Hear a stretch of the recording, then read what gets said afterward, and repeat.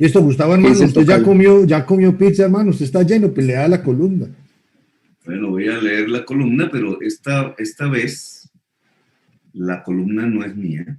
Quise precisamente como homenaje al profesor Galindo.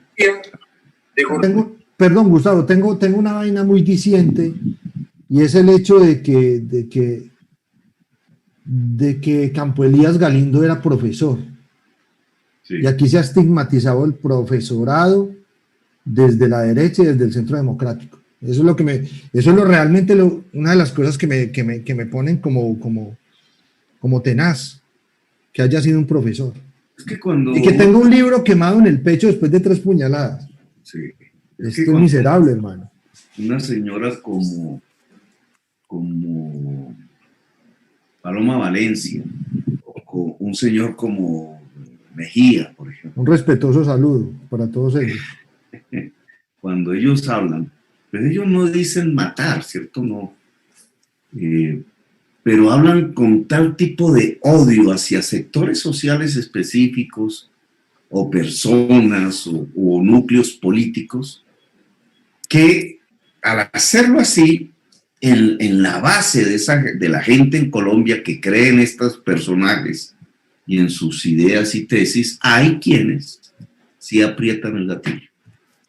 Dentro del Estado, por fuera del Estado, miembros dentro del ejército, dentro de la policía, dentro del traquetismo nacional, que es todo uribista. Y hay quienes entonces dicen, entonces esos son los que la señora Paloma dice que son los malos, o el señor Mejía dice que son los malos, ¡pum! Disparo. Sí.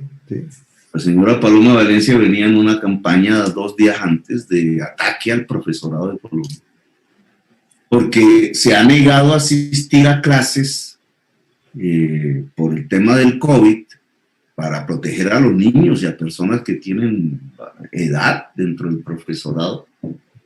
Mientras la señora Paloma Valencia es la que ha ayudado a que el Congreso no se reúna, con la misma excusa. Y entonces esa doble, y claro, fíjese usted, terminan matando a un profesor. Y no es que Paloma Valencia, porque yo no llego, haya ordenado, no, es que crean en la atmósfera. Estigmatizan.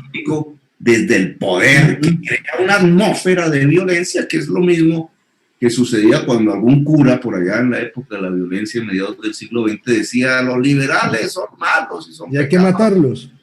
Y entonces, claro, lo que sucede, se pasaba en la realidad era que los mataban. Entonces, digamos, bueno, pero yo voy a leer la columna y entonces paso al... Pero, Gustavo, sí. Antes de que empiece, para contarles que hay 7.990, hay 8.000 conectados en este instante. 8.000 mamertos, sí comparten. 7.000 mamertos y 1.000 del Centro Democrático que nos están espiando para putear. No, ya nos están puteando. Entonces, a pedirles por favor que compartan, a ver si llegamos a los 10.000. Agradecerles mucho, la verdad, siempre estar acá. Con lo Gustavo, siga, tocayo. Bueno, entonces leo la columna que no es mía, es la columna de Campo Elías Galindo, fue la última que él escribió, que quise, pues, en homenaje a él, leerla y iniciar una discusión sobre lo que él estaba planteando en su columna. Campo Elías Galindo, uno de los principales líderes de la Colombia Humana en Antioquia, fue asesinado el pasado 1 de octubre a la edad de 69 años. Como un homenaje a su memoria y a su lucha de décadas contra la corrupción y por la justicia social, cedo mi espacio de hoy a su última columna, escrita el pasado 14 de septiembre, titulada EPM, Empresas Públicas de Medellín, desata la política local en Medellín, por Campo Elías Galindo. Y dice así: no hay precedentes de una conmoción política como la vivida hoy en Medellín alrededor de la suerte de EPM y la megaobra Hidroituango. Difícilmente en las campañas electorales las fuerzas sociales comprometidas hacen debates de ciudad, que además poco inciden sobre los resultados, casi siempre conocidos desde mucho antes. Pero la coyuntura actual es distinta. Las apuestas son a otro precio. Lo que está en juego es nada menos que la hegemonía de la élite económica y política más poderosa de la región sobre la empresa pública también más poderosa del país después de Ecopetrol.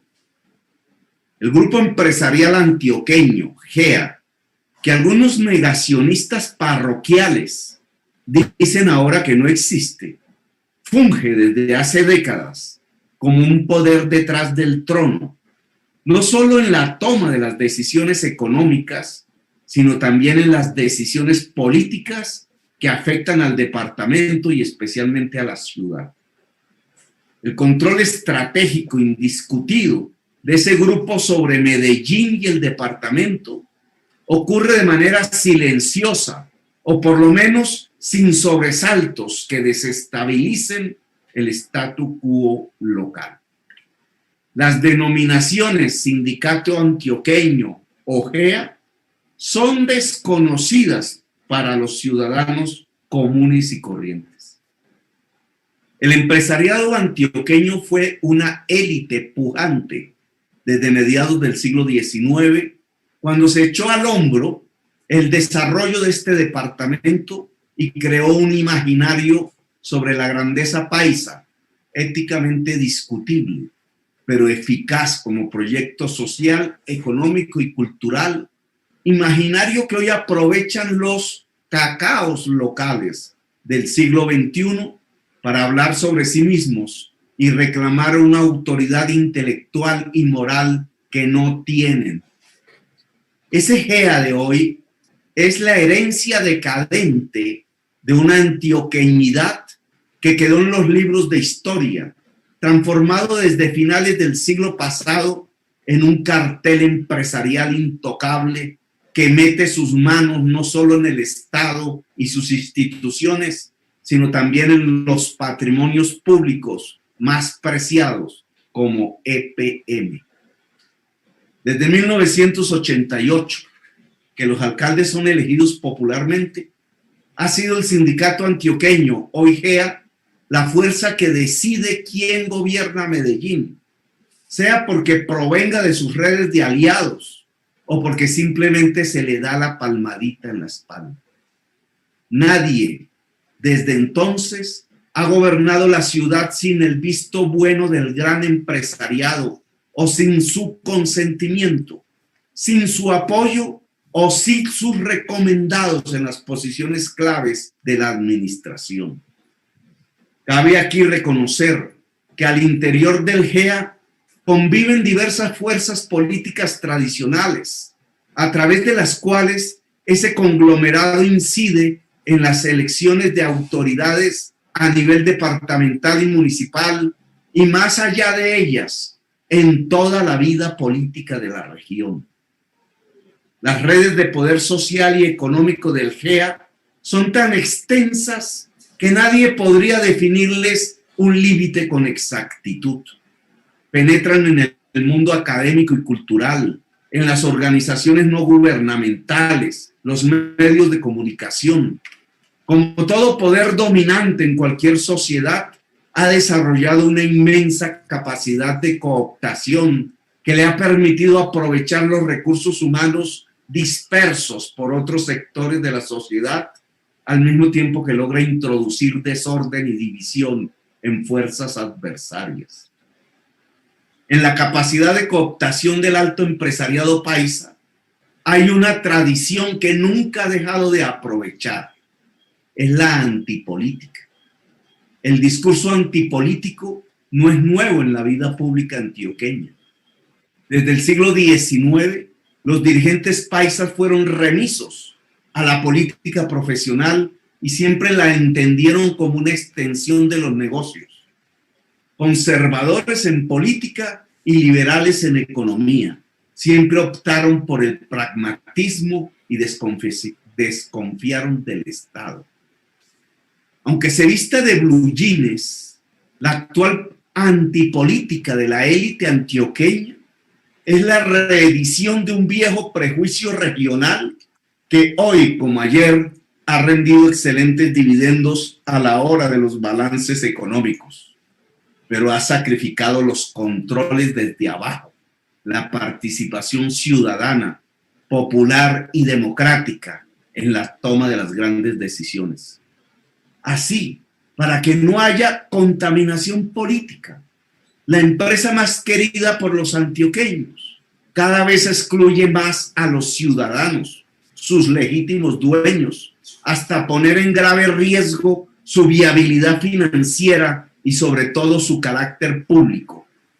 La antipolítica es un viejo grito de independencia del alto empresariado paisa respecto al Estado y los controles públicos a sus negocios.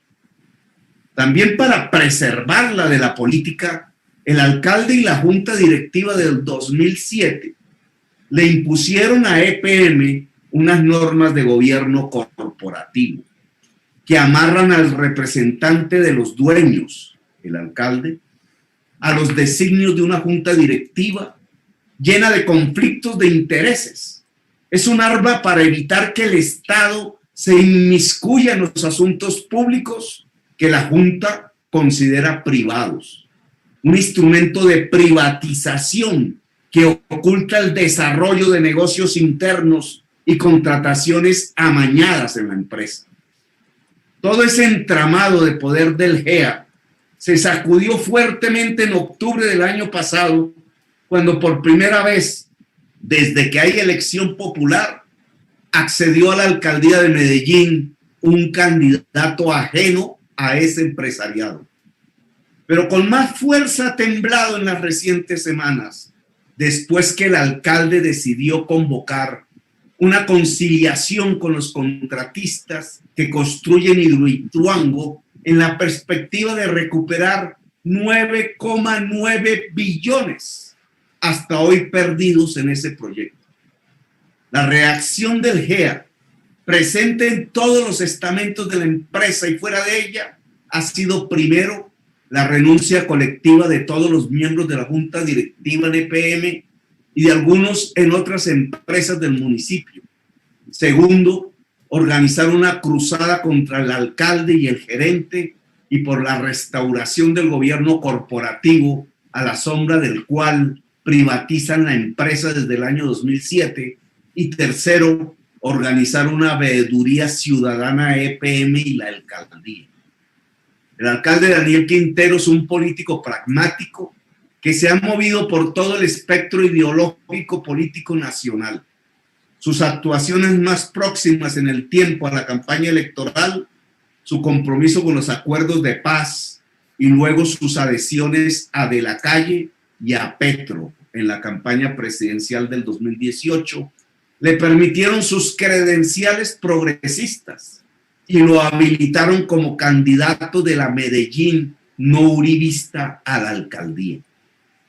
La derrota del uribismo en la alcaldía, en la elección de la alcaldía, fue también la del GEA, más aún teniendo esa fuerza otras cartas diferentes a la del Centro Democrático para ganar el primer cargo público del municipio.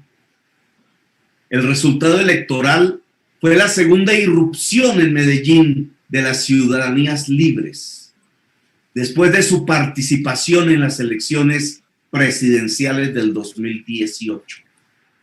Ellas son un fenómeno posterior al uribato que agrupa a las nuevas generaciones de colombianos que están accediendo a la participación política, básicamente desde un rechazo a las violencias organizadas y a la corrupción. El triunfo de Daniel Quintero fue, por lo tanto, el de una población mayoritariamente joven que cree en la paz y rechaza el saqueo a los patrimonios públicos que se ha vuelto parte del paisaje nacional. La determinación de la alcaldía de interponer recursos para recuperarle a EPM los dineros perdidos en Hidroituango rompe con la práctica, por lo menos indecorosa, de mandatarios locales anteriores que, capturados por la junta directiva de la empresa y su gobierno corporativo, se han abstenido de reclamar a los contratistas las billonarias pérdidas que le han causado a la empresa en proyectos anteriores y actuales. Ese reclamo a los contratistas detonó una crisis que ha sobrepasado a la empresa y se ha extendido a la ciudad y la región. Se está produciendo un alineamiento de fuerzas y un debate que parece marcar el futuro del gobierno local por el resto del periodo.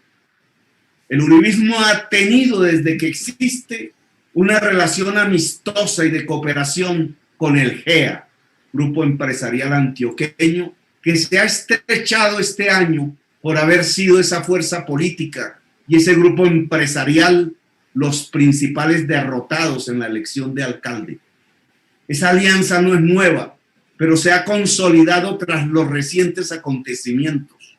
No es un secreto que ambos aunaron su actividad en la creación de la veeduría Todos por Medellín, direccionada a mantener el proceso de privatización de EPM, no responder por las pérdidas billonarias, recuperar las posiciones perdidas dentro de la empresa y hacer oposición, sumando ciudadanía contra el alcalde. La lucha del GEA contra la administración municipal ofrece ahora una plataforma de sustentación a un uribismo de capa caída. Luego de la privación de la libertad a su patrón y las fallidas caravanas vehiculares exigiendo su libertad, que ni siquiera en su mayor fortín lograron impacto político. El Centro Democrático es hoy un partido en retirada. La justicia lo asedia y sus líderes andan a la defensiva sin un solo proyecto propio para ofrecer. Pero esa orfandad podría transformarse en activismo si la veeduría despega y coge vuelo para convertirse en vocera de las agrupaciones que perdieron sus burocracias municipales, dentro de las cuales ya se mueve la idea de una revocatoria de mandato al alcalde. Más que nunca el Centro Democrático y el GEA se van a necesitar mutuamente para mantener sus hegemonías en la segunda ciudad más importante del país. Medellín es una ciudad donde la participación política ha estado fuertemente controlada por el establecimiento y las rebeldías raras veces alcanzan representación. Lo que hoy día llaman polarización para caracterizar los juegos de opiniones en el país parecía no tocar a una ciudad tan sumisa como esta. Pero la transformación es inevitable y no la están pudiendo atajar las élites tradicionales acostumbradas a dominar sin oposición, es decir, sin polarización. No puede ocultarse ya que a pesar del desbalance de fuerzas y la debilidad organizativa de las opciones antiestablecimiento, en la ciudad hay sectores que ya no se tragan entero los cuentos de la superioridad paisa. En Antioquia no se pierde un peso, decían, o que EPM es la empresa modelo de América Latina. En efecto, hay polarización. De un lado se radicalizan y construyen trincheras quienes quieren mantener la ciudad y la región en su pasado, al mando de una élite empresarial que no democratiza el desarrollo y sus beneficios, ni la toma de las grandes decisiones. Y de otro lado, los movimientos sociales y los ciudadanos que empiezan a entender el juego y los lenguajes de su propia exclusión. Medellín es el bastión más fuerte del partido de gobierno, el Centro Democrático, orientado por un expresidente detenido e investigado por múltiples delitos. Es también la sede de uno de los grupos empresariales más tradicionales y exitosos del país, el GEA. Nada se movía antes en la ciudad sin el beneplácito de esas dos estructuras complementarias. La actual coyuntura política local ha obligado a muchos a tomar partido, o por la defensa de los patrimonios públicos, o por los manejos corruptos de los mismos, en beneficio de los cacaos hoy sublevados porque los llaman a rendir cuentas. La lucha política se ha abierto. Los exalcaldes encabezados por Fico Gutiérrez, los exgobernadores, los exgerentes de la empresa y los contratistas, ya señalados como presuntos responsables fiscales por la Contraloría General de la República, cierran filas para lavarse las manos mutuamente, pero al mismo tiempo repiten la poesía de la recuperación de la confianza, es decir, que les tengamos confianza porque ellos son muy capaces, muy honorables y son la pulcritud personificada. Están construyendo un relato de terror sobre el futuro de EPM, que en parte es real, pero según el cual ellos nada han tenido que ver.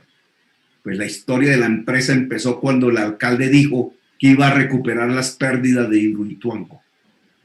Nada tan parecido a un chantaje. Continuar con la conciliación y seguir exigiendo responsabilidad a los contratistas podría llevar a un bloqueo financiero de la empresa que la inmovilice, la quiebre y la podamos perder. Los responsables de la tragedia financiera, social y humanitaria llamada Hidroituango, apoyados por el Centro Democrático, carecen de credenciales éticas y políticas para hacer veedurías ni controles a EPM. Un verdadero control a la empresa solo puede surgir de sus legítimos propietarios, los ciudadanos y sus organizaciones. Solamente quienes la heredaron de las generaciones precedentes y la han sostenido con su esfuerzo tienen la posibilidad de recuperarla y ponerla al servicio de todos. Es la lucha por desprivatizar ese patrimonio o terminar de feriarlo el asunto clave que la ciudadanía va a definir. Es el nudo gordiano de la polarización que en buena hora vive hoy la ciudad de Medellín. Leída la columna de Campo Elías. Fuerte. Bueno.